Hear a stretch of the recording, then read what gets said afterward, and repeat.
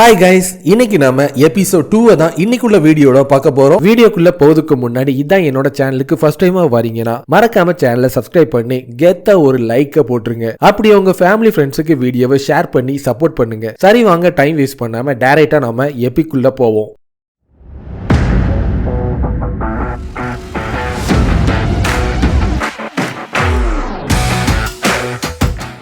எனக்கு ஜாக் பாட் அடிச்சிருக்கு, இனி என்னோட காட்டுல மழை தானு ரொம்ப சந்தோஷத்துல அவன் பார்த்து கத்திட்டு இருக்க. பக்கத்து வீட்டுக்காரன், இதுக்கு மேல நீ தேவையில்லாம கத்துனா உன் மூஞ்சி முகர எல்லாத்தையுமே உடைச்சிருவேன்னு அவன் பார்த்து கத்திட்டு இருக்க. இப்போ எனக்கு கிடைச்சிருக்கிற பவர் என்னன்னு எனக்கு தெரியல. இதை பயன்படுத்தி டஞ்சனுக்குள்ள போறதுன்னு சொல்றது ரொம்ப ஆபத்தான விஷயம். ஏற்கனவே நியூபியா இருக்கிறவங்க அவைக்கான ஆனோனையே டைரக்டா அவங்க ஸ்கில் என்னன்னே தெரியாம டஞ்சனுக்குள்ள போய் சாவுறது தினசரியா அதிகமா நடந்துட்டு இருக்கு. ஃபைட் பண்ணாம எப்படி பணத்தை சம்பாதிக்கணும்னு சொல்ற விஷயத்த நான் கத்துக்கிட்டு ஆகணும். அவனோட ஸ்டேட்டஸ் ஓபன் பண்ணி பார்த்தா ரெப்ளிகேஷன் லெவல் மேக்ஸிமம் அளவுல இருந்துட்டு இருக்கு. அதுலயும் அவனுக்கு மெக்கானிக்னு சொல்லிட்டு ஒரு கிளாஸ் ஒன்னு இருந்துட்டு இருக்கும். இதை இப்போ டெஸ்ட் பண்ணதுக்கான டைம் வந்துட்டு ஒரு கண்ணாடி கிளாஸ் ஒன்னு எடுத்துட்டு இருப்பான். அந்த பழைய கிளாஸை எடுத்து அவனோட ரெப்ளிகேஷன் பவரை பயன்படுத்தி ரெப்ளிகேட் பண்ணி ஒரு புது கிளாஸா ஆர்டிஃபேக்டா அதை உருவாக்கிட்டு இருப்பான். ரெண்டுமே பார்க்கிறதுக்கு ஒரே வெயிட்லயும் பெர்ஃபெக்டா புது கிளாஸ் மாதிரியே எந்தவித வித்தியாசமும் இல்லாம இருக்கிறத பார்த்தோன்னே அதிகமான ரெப்ளிகேஷன் அடிப்படையில அதிகமான பொருட்கள் புது பொருட்களா ஆர்டிஃபேக்டா உருவாக்கிட்டு இருப்பான். சிம்பிளானது, medium, low, unique, legend, rare சொல்லிட்டு ஒவ்வொரு வித்தியாசமா பிரிச்சு அதை அவனோட மார்க்கெட்ல அவன் வித்துட்டு இருப்பான். எந்த ஒரு அவேக்கன் ஆனவங்களோட அப்ரைசர் ஸ்கில்ல பயன்படுத்தும் அவன் உருவாக்கி இருக்கிற டூப்ளிகேட் ஆர்டிஃபேக்டை யாராலையும் கண்டே பிடிக்க முடியுது. அந்த அளவுக்கு அது ரொம்பவும் கச்சிதமா இருந்துட்டு இருக்கும். இதனால சீக்கிரத்துல பணம் சம்பாதிக்கணும்னு அவன் வீட்டுக்கு பக்கத்துல இருக்கிற ஒரு பழைய ஷாப்புக்கு போய் அங்க இருக்கிற ஆன்டிக்ஸ் எல்லாத்தையுமே பழசு எல்லாத்தையுமே எடுத்து புதுசா மாத்ததுக்காக உள்ள போயிட்டு இருப்பான். 3 மணி நேரம் அலசி ஆளாஞ்சிட்டு ஒரு ஆட் ரிங்னு சொல்லிட்டு ஒன்ன கண்டுபிடிச்சிட்டு இருப்பான். அது ஏற்கனவே ஒரு ரேரான ரிங்கா இருந்துட்டு இருக்கும். அது போக ஒரு WWE பெல்ட்டும் ஒரு குக்கர் செட்டும் ஒன்னு எடுத்துட்டு இருப்பான். இது எல்லாத்தையுமே சீப்பான ரேட்ல வாங்கிட்டு அவன் வெளியே வந்துட்டு இருக்கும் போது அவனோட பாஸ் திருப்பியும் கால் பண்ணிட்டு இருப்பான். இதுக்கு மேல மறைச்சு எந்த ஒரு பிரயோஜனமும் இல்லை, இன்னைக்கோட இவனோட பல்ல மொத்தமான புடுங்கியே அவனோன்னு போனை எடுத்துட்டு, எதுக்காக இன்னும் நீ வேலைக்கு வராம இருந்துட்டு இருக்க, உனக்கு அவ்வளவு திமுரு வந்துட்டான்னு சொல்லிட்டு அவன் பாஸ் பார்த்து கத்திட்டு இருக்க.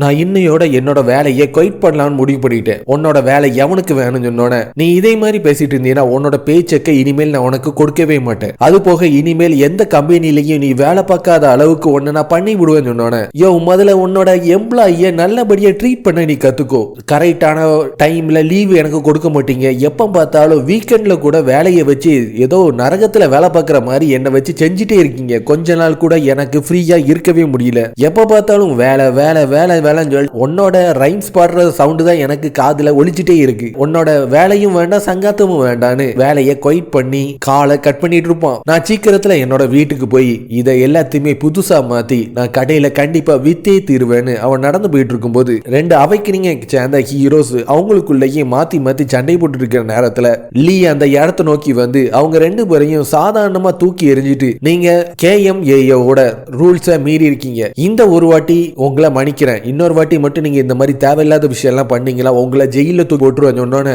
KMAOட B ரேங்க் ஆபீசரா இருக்கிற லீ தான் இந்த இடத்துல இருந்துட்டு இருக்கா. அவ பார்க்கிறதுக்கு ரொம்ப அழகா இருந்துட்டு இருக்கான்னு ஆடியன்ஸ் எல்லாருமே ரொம்பவும் சீட் பண்ணிட்டு இருக்க. கருப்பு ட்ராக் ஷூட் போட்டிருக்கிற பிளாஸ்டிக் பேக் வச்சிருக்கிற உன்னோட பேரு டோக்கி பார்க் தானே, உன்னதான் நான் தேடிட்டு இருக்கேன்னு சொன்னோன்னே, உனக்கு தேவையான ஒரு முக்கியமான விஷயம் எங்க கிட்ட இருக்குன்னு சொன்னோன்னே என்னதுன்னு சொல்லிட்டு அவன் கூடயே அவ ஆபீஸுக்கு போயிட்டு இருப்பான். அவளோட பிரீஃப் கேஸ் எடுத்து அவன்கிட்ட கொடுத்துட்டு, ஏற்கனவே அவுட் பிரேக் நடந்த இடத்துல தான் இதை நாங்க கண்டுபிடிச்சோம். உன் கூட இருந்தாங்களே அந்த ரெண்டு அவேக்கன் ஆனவங்கிட்ட நாங்க கேட்கும் போது அங்க நடந்த மான்ஸ்டர் எல்லாத்தையுமே தோக்கடிச்சது அவங்க கிடையாதுன்னு சொல்ற விஷயம் எங்களுக்கு தெரிய வந்துச்சு. சோ நீங்க என்ன தேடுறது எல்லாமே என்ன ரெக்ரூட் பண்ணதுக்காக தானா, உன்னை ரெக்ரூட் பண்றது எங்களோட கோலே கிடையாது. இருந்தாலும் நீ இதுல ஜாயின் பண்ணணும்னு ஆசைப்பட்டீங்கன்னா உன்னோட ரெஜிஸ்ட்ரேஷனை நல்லபடியா கம்ப்ளீட் பண்ணி கொடுக்க வேண்டியது என்னோட பொறுப்புன்னு சொன்னோட, அவனுக்கு எந்த மாதிரி பவர் என்ன மாதிரி லெவல்ல அவன் இருந்துட்டு இருக்கான்னு சொல்லிட்டு அவங்க கரெக்டா ஆராய்ஞ்சு பார்த்துட்டு, டோயிக் உன்னோட ரெஜிஸ்ட்ரேஷன் இப்ப கம்ப்ளீட் ஆயிட்டு, ஒரு ஹீரோவா உன்னோட ஃபியூச்சர் நல்லபடியா ஸ்மூத்தா போவதுக்கு உனக்கு நான் வாழ்த்துக்கள் தெரிவிக்க. ஆனா இனிமேல் தான் நீ கொஞ்சம் ஜாக்கிரதையா இருந்தே அவனு சொன்னோன, நீ சொல்ற அந்த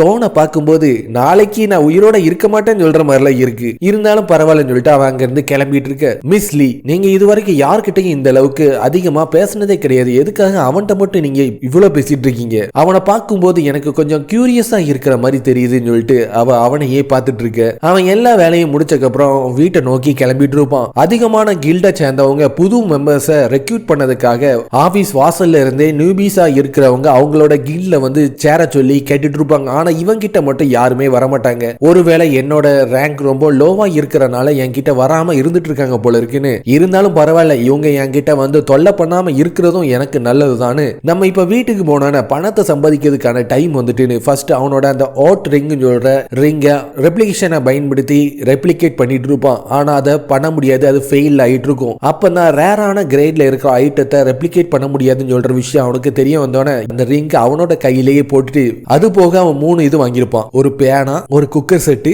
வேர்ல்டு ஹெவி வெயிட் சாம்பியனோட பெல்ட். இந்த 3ஐயும் ரெப்ளிகேட் பண்ணி புதுசா லெஜெண்டரி மாடலா ரெடி பண்ணி அவன் அவனோட சோசியல் மீடியால அதை ரிலீஸ் பண்ணிட்டு இருப்பான். அவன் என்னன்னா கொரியால இருந்துட்டு இருக்க ஜப்பான்ல இருந்து ஒரு பொண்ணு அதை பார்த்துட்டு இது ரொம்ப ரேரான பெண் மாதிரி தெரியுது, உலகத்திலேயே ஃபர்ஸ்ட் அது என்கிட்ட தான் இருக்கணும்னு போட்டி போட்டு அதை வாங்கிட்டு இருப்பா. இது மூலமா அவனுக்கு $1,00,000 கிடைச்சிட்டு இருக்கும். ஒயிட் லோட்டஸ் சொல்ற கில்டோட பில்டிங்கோட டாப் ஃப்ளோர் ஆபீஸ்ல இருக்கிற கில்டு மாஸ்டரா இருக்கு இன்ஹான் கான் சொல்ற அவங்களோட லீடர். இப்ப கொஞ்ச நாளாவே அதிகமான பொருட்கள் ஆர்டிஃபெக்டா கடையில கிடைச்சிட்டு இருக்கு. அது ரொம்ப ரேராவும் நார்மலான விஷயமும் அதிகமா கிடைக்கிறனால கண்டிப்பா இது மெர்ச்சண்டா இருக்க அதிகமான வாய்ப்பு இருந்துட்டு இருக்கு. இதுல வந்து புது யூசர் நேம் இருக்கிறது மட்டும் இல்லாம எந்த ஒரு சேல்ஸ் ஹிஸ்டரியும் இதுக்கு முன்னாடி கிடையவே கிடையாது. எனக்கு தெரிஞ்ச வரைக்கும் ஒரே பேசன் தான் 2 யூசர் நேமை பயன்படுத்தி இதை விற்கிற மாதிரி தெரியுதுன்னு ஒயிட் லோட்டஸ் கில்டோட டெபுட்டி மாஸ்டரா இருக்கிற சியோனில் மின் சொல்றவா பார்த்து சொல்லிட்டு இருக்க. நீ சொல்றது எல்லாத்தையும் கேட்கும் போது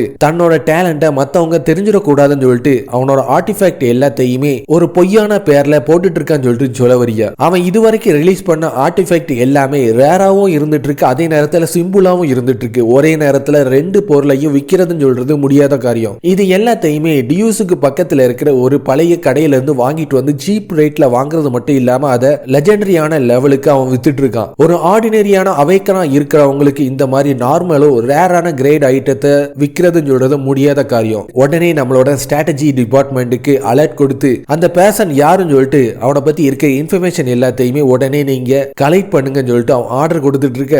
யாரை அவங்க தேடிட்டு இருக்காங்களோ அவன் என்னன்னா ஒரு பார்க்ல உட்கார்ந்து புஷ்அப்ஸ் எடுத்துட்டு இருப்பான். அதுவும் சும்மா ஒன்னும் புஷ்அப்ஸ் எடுத்துட்டு இருக்க மாட்டான். 50 புஷ்அப்ஸ் எடுத்தனா அவனோட லெவல் அதிகரிக்கும் சொன்னோன்னா திக்கு முக்காடி 50 புஷ்அப்ஸ் எடுத்துட்டு இருப்பான். அது மூலமா அவனுக்கு லெவல் 11க்கு ரீச் ஆகுறது மட்டும் இல்லாம அவனோட விசார்டுன்னு சொல்ற கிளாஸ் 2ன்னு மாறிட்டு இருக்கும். ஒரு ஸ்பெல் காஸ்டரா இருக்கிறனா என்னோட ஆக்டிவேஷன் ஸ்பெல்லையும் கான்சன்ட்ரேஷன் ஸ்பெல்லையும் இப்ப அடுத்ததா டெஸ்ட் பண்ணதுக்கான டைம் வந்துட்டுன்னு வேகமா அங்க இருந்து ஓடிட்டு இருப்பான். சாதாரணமா ஸ்பெல் காஸ்டரா இருக்கிறவங்க மான்ஸ்டர் கிட்ட போயிட்டேன்னா மான்ஸ்டர் அவங்கள தான் ஃபர்ஸ்ட் டார்கெட்டா ஃபிக்ஸ் பண்ணி தாக்கும். அதனால நான் கொஞ்சம் பவர்ஃபுல்லா மாறியே தீரணும்னு அவனோட ஸ்ட்ரென்த்தையும் ஆர்மரையும் டெஸ்ட் பண்ணி பார்த்துட்டு இருப்பான். அப்ப அவனோட பிராக்டிஸை பயன்படுத்தி ஓவர் ஸ்பீட் மூலமா அவனோட ஸ்ட்ரென்த்தையும் ஆர்மரையும் அவன் ரெடி பண்ணி பார்த்துட்டு இருக்க. ஆனா அது அவனுக்கு ஃபெயில் ஆயிட்டு இருக்கும். ஒரு வாட்டி ஃபெயில் ஆனா என்ன, நான் தொடர்ச்சியா 20 வாட்டி இதை திருப்பி நான் பண்ணிட்டே இருப்பேன்னு திருப்பி ஸ்ட்ரென்த் ஆர்மர் பவரை யூஸ் பண்ணிட்டு இருக்க. அப்ப 2 பசங்க பார்க்ல இருந்து ஃபுட்பால் விளையாடிட்டு இருக்கும்போது பால் டைரக்டா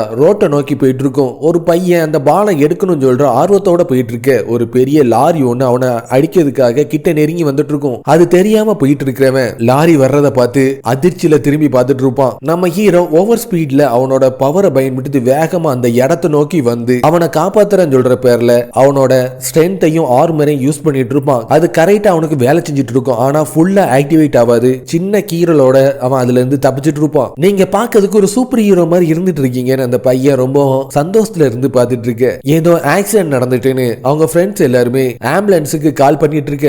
இது மூலமா அவனோட ஸ்கில் லெவல் 1க்கு மாறிட்டு இருக்கும். நான் இப்போ உனக்கு ஒரு சீக்ரெட் சொல்ல போறேன். என்னோட பேரு டோக்கி பார்க். நீ சொன்ன மாதிரியே நான் ஒரு சூப்பர் ஹீரோ தான். இதை நீ யார்கிட்டையும் சொல்லவே கூடாது. இது நம்ம 2 பேருக்கு மட்டுமே இருக்கிற சீக்ரெட் சொன்னோன்னே நான் யார்கிட்டையும் உங்களை பத்தி சொல்லவே மாட்டேன்னு சொல்லிட்டு இருக்க. ஒரு நிஞ்சா மாதிரி அங்க இருந்து ஜம்ப் பண்ணி வேகமா ஓடிட்டு இருப்பான். அவன் யாருன்னு உனக்கு ஏதாவது தெரியுமான்னு சொல்லிட்டு மத்தவங்க எல்லாருமே கேட்கறத பார்த்தா அவன் யாருனோ அவன் பேர் என்னன்னு தெரியாதுன்னு அந்த பையன் சொன்னோன்னே அவன் ஏற்கனவே வித்த அந்த பேனாவும் பெல்ட்டும் 450 மில்லியன் வான் அளவுக்கு வித்துட்டு இருக்கிறத பார்த்தோன்னே அவனோட செல்லை எடுத்து பேங்கை செக் பண்ணி பார்த்துட்டு இருப்பான். அதுல பணம் கரெக்டா ஃபில் அப் ஆயிட்டு இருக்கும். என்னோட வாழ்க்கையில இதுதான் ஃபர்ஸ்ட் டைமா 1.5 பில்லியன் வானை நான் என் கண்ணால பார்த்துட்டு இருக்கேன். அவர் ரொம்ப சந்தோஷத்துல இருந்துட்டு இருக்க. அவன் எல்லா வேலையும் முடிச்சக்கு அப்புறம் அடுத்த நாள் அவேக்கன் ஸ்ட்ரீட்டுக்கு போவதுக்கான பஸ் எங்க இருக்குன்னு சொல்லிட்டு பாக்கிறதுக்காக வந்துட்டு இருக்கும்போது திடீர்னு ரம்புல் அதிகமா ஏற்பட்டு இருக்கும். திருப்பியும் ஒரு டைமென்ஷன் கேட் ஓபன் ஆக போகுது. அது எங்க ஓபன் ஆக போகுதுன்னு தெரியலையேன்னு சொல்லிட்டு பார்த்துட்டு இருக்க. அவன் கூட இருக்கிறவன் அது உன் தலைக்கு மேலதான் ஓபன் ஆகிட்டு இருக்குன்னு சொல்லிட்டு அவன் பார்த்து ஷாக் ஆகிட்டு இருக்க.